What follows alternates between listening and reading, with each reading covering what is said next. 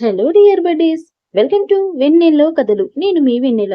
ముందుగా వీడియోలోకి వెళ్లే ముందు అందరూ స్టోరీని లైక్ చేసి అలాగే సబ్స్క్రైబ్ చేసుకోండి నా ఛానల్ని. ఇప్పుడు సమస్తమే నీవై 5th పార్ట్. గదిలోకి వెళ్లిన సిరికి విరాట్ కూర్చున్న విధానం చూడగానే గుండె ఆగినంత పనయ్యింది. ఈ 6 నెలలు ఈయన నన్ను సరిగ్గా కొట్టలేదు అని హ్యాపీగా ఉన్నానో లేదో మళ్ళీ నాకు మూడింది. ఎందుకే సిరి నీకు ఎంత దురద? అయినా నీకు ఎవరూ దొరకనట్టు ఆ ధీరజన్నయ్యని చెయ్యమని అన్నాడే అనుకో, నీకు ఏం మాయరోగమే? ఆ చక్రవర్తిని చూడు, అచ్చం ప్రాణం తీసేయడానికి రెడీగా ఉన్న యమదూతలా ఎంత చక్కగా ఉన్నాడో. రెస్ట్ ఇన్ పీస్ రా సిరి అని తనలో తానే అనుకుంటూ ఏడుపు మొహం పెట్టింది. విరాట్ మాత్రం అసలు ఈ లోకంలోనే లేడు. ఇప్పుడు శక్తి కనబడ్డాడు కాబట్టి సిరి మీద నాకు కోపం పోయింది.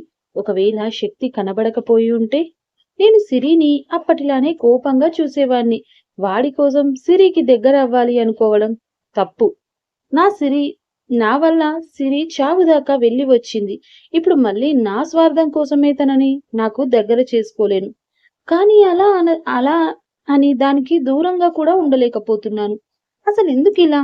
నా ఫీలింగ్స్ ఎప్పుడు నా కంట్రోల్లోనే ఉండాలి అనుకునే నేను ఒక్క సిరి విషయంలోనే ఎందుకు తగ్గుతున్నాను? నోనో, నా వల్ల ఇప్పటికే అది చాలా అనుభవించింది. ఇంకా చాలు. తనకి దూరంగా ఉండడానికే ట్రై చేయాలి నేను. Yes Virat, you can do it and you have do it అనుకుంటూ తన ఆలోచనలోనే తాను ఉన్నాడు. వేళ్ల మధ్యలో ఉన్న సిగరెట్ చేతి వేళ్లను కాల్చగానే అంటూ వెనక్కి తీసుకొని సిగరెట్ ని కింద పాడేసి చేతిని వెనక్కి తీసుకున్నాడు. ఫుడ్ ప్లేట్ తో బొమ్మలా నిలబడి ఉన్న సిరిని అప్పుడు చూశాడు విరాట్. ఆలోచనల్లో ఉన్న సిరి విరాట్ అరుపుకి ఇహలోకంలోకి వచ్చి ఫుడ్ టీపాయ్ మీద పెట్టేసి కార్డ్బోర్డ్ లో ఉన్న మెడికల్ కిట్ నుండి బర్నల్ తీసి విరాట్ వేళ్ళకి రాస్తూ కంగారు పడింది. సిరిని తీక్షణంగా చూస్తున్న విరాట్ చూపు అతని మొబైల్ రింగ్ తో కళ్ళ డైరెక్షన్ మొబైల్ స్క్రీన్ మీద వైపుకు మార్చాడు.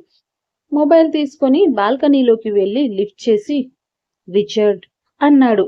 అర్జెంట్ గా మీరు రావాలి సార్ అని అవతలి వైపు నుండి రిచర్డ్ చెప్పగానే సైలెంట్ గా కాల్ కట్ చేసి తన పైలట్ కి కాల్ చేసి రెడీగా ఉండమని చెప్పాడు విరాట్.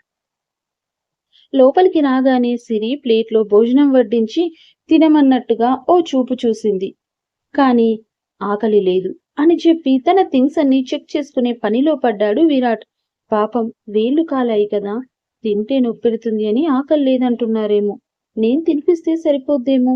మహా అయితే ఇంకో 2 దెబ్బలు ఎక్కువ కొడతారు అంతే కదా అని ప్లేట్ తీసుకొని విరాట్ ముందు నిలబడి అన్నం ముద్ద కలిపి విరాట్ నోటి దగ్గర పెట్టి వణుకుతున్న చేతితో పెట్టింది. నోటి దగ్గరికి వచ్చిన ముద్దను చూస్తూ బెదురు కళ్ళతో చూస్తున్న సిరి వైపు చూసి నొసలి ముడి వేసి చూశాడు విరాట్. అది మరి అన్నం ముందు నుండి లేవడం తప్పండి.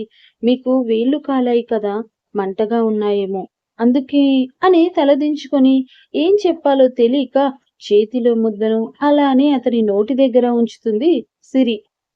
మాట్లాడకుండా తన థింగ్స్ అన్ని ప్యాక్ చేసుకుంటూనే సిరి చేతితో గోరు ముద్దలు తింటున్నాడు విరాట్. రూమ్ లో అంతా కలియ తిరుగుతూ హడావిడి పడుతున్న విరాట్ వెనకాల సిరి కూడా పరుగులు పెడుతూ తినిపిస్తుంది విరాట్ కి. అన్ని చెక్ చేసి మరోసారి నీట్ గా ప్యాక్ చేసుకొని సిరి వైపు తిరిగి, నేను రావడానికి ఎన్ని రోజులు పడుతుందో చెప్పలేను. నేను ఉండను కాబట్టి వీరు ఆఫీస్ పనిలో బిజీ అవుతాడు. వాడిని డిస్టర్బ్ చెయ్యకు అని వెళ్ళడానికి వెనక్కి తిరుగుతాడు విరాట్. అది నేను బామ్మ రూమ్ లో ఉంటాను మీరు వచ్చేదాకా ప్లీజ్ అని చిన్నగా ఏడుపు గొంతుతో అడుగుతుంది సిరి. వేగంగా సిరి దగ్గరికి వచ్చి 2 బుగ్గలు నొక్కి పెట్టి, మంచిగా మాట్లాడుతున్నా అని కదా అని తిక్క వేషాలు వెయ్యకు. నీకు ఏం కావాలి అన్నా ఇంటర్కామ్ నుండి సుమనకి చెప్పు, తాను తెస్తుంది. అంతేకాని ఈ ఇంట్లో వాళ్లతో రిలేషన్ పెంచుకోవాలని చూడకు. అందరూ మంచి వాళ్లే ఉండరు. సైలెంట్ గా ఇన్ని రోజులు ఎలా అయితే ఉన్నావో అలానే ఉండు, అర్థమయ్యిందా అని చాలా సీరియస్ గా సిరి కళ్ళల్లోకి చూస్తూ చెప్పాడు విరాట్. నేను జీవితంలో మిమ్మల్ని ఇంకా ఏం అడగను. ప్లీజ్ మీరు వచ్చేదాకా బామ్మ రూమ్ లో ఉంటాను అని బుగ్గలు నొక్కి పట్టుకోవడం వల్ల ముద్దగా కళ్ళ నీళ్లతో చెప్పింది సిరి.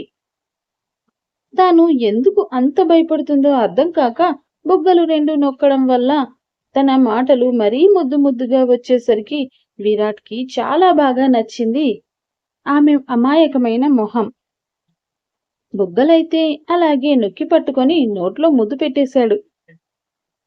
భోజనం తినిపించి హ్యాండ్ వాష్ చేసుకోకుండా ఉన్న సిరి విరాట్ ముద్దుకి ఒక్కసారిగా అలజడికి గురై అతని నడుము దగ్గర టీషర్ట్ ని తన చిన్ని పిడికిలిలో బంధించేసింది. సిరి బుగ్గలు వదిలి మెల్లిగా చేతిని తన నడుము మీదకి తెచ్చి చిన్నగా నొక్కి ఇంకా గట్టిగా తన కేసి అదుముకుంటూ ముద్దునులోని గాఢతను పెంచాడు విరాట్.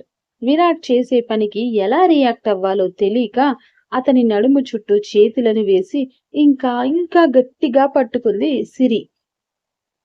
ఎంతకీ సిరి నుండి ఎలాంటి మూమెంట్ లేకపోయేసరికి కళ్ళు తెరిచి ఆమెను చూశాడు విరాట్.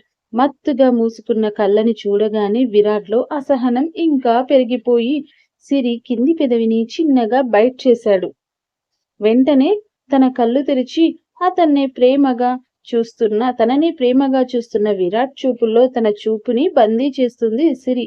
పెదవులతో ప్రేమించుకుంటున్న వాళ్ళ ప్రేమకి విరాట్ మొబైల్ మళ్ళీ రింగ్ అవడంతో బ్రేక్ పడుతుంది. ఇక సిరిని వదిలి కాల్ మాట్లాడి చూశాడు తనని మరోసారి. దీర్ఘంగా ఊపిరి పీల్చుకుంటూ తలదించుకొని చీర కొంగుని వేలుకు చుట్టుకుంటూ అలానే నిలబడి ఉంది సిరి. ఆమె దగ్గరికి వచ్చి తన చుబుకం పైకి ఎత్తి, బామ్మ దగ్గర ఉండు, ఏం కావాలి అన్నా ఇంట్లో సుమనని అడుగు, బయట మాత్రం పెట్టొద్దు, నా మొబైల్ నీ దగ్గరే ఉంచు, కాల్ చేస్తా, జాగ్రత్త అని తనని సున్నితంగా హక్ చేసుకుని నుదుటి మీద ముద్దు పెట్టి ఇక వెనక్కి తిరిగి చూడకుండా వెళ్ళిపోయాడు వేగంగా విరాట్. జరిగిన సంఘటన నుండి ఇంకా బయటకు రాని సిరి అలానే బెడ్ మీద వాలి కళ్ళు మూసుకుంటుంది.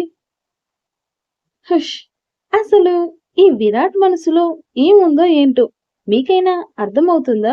తెలిస్తే కామెంట్ చేయండి. చిన్న అప్డేట్ అని మరి చిన్న చూపు చూడకండి. నేను మళ్ళీ నాకు ఒక 500 అయినా సబ్స్క్రైబర్స్ వస్తే మానిటైజేషన్ అయ్యిందనుకోండి, ఎవ్రీ అప్డేట్ 10 మినిట్స్ ఇస్తాను. అలాగే డైలీ టూ అప్డేట్స్ ఇస్తాను. అర్థం చేసుకోండి. చదువుతున్నారు, వింటున్నారు, బట్ సబ్స్క్రైబ్ అయితే చేసుకోవట్లేదు. Please do subscribe my channel and like my video. Story నచ్చితే లైక్ చేసి షేర్ చేయండి.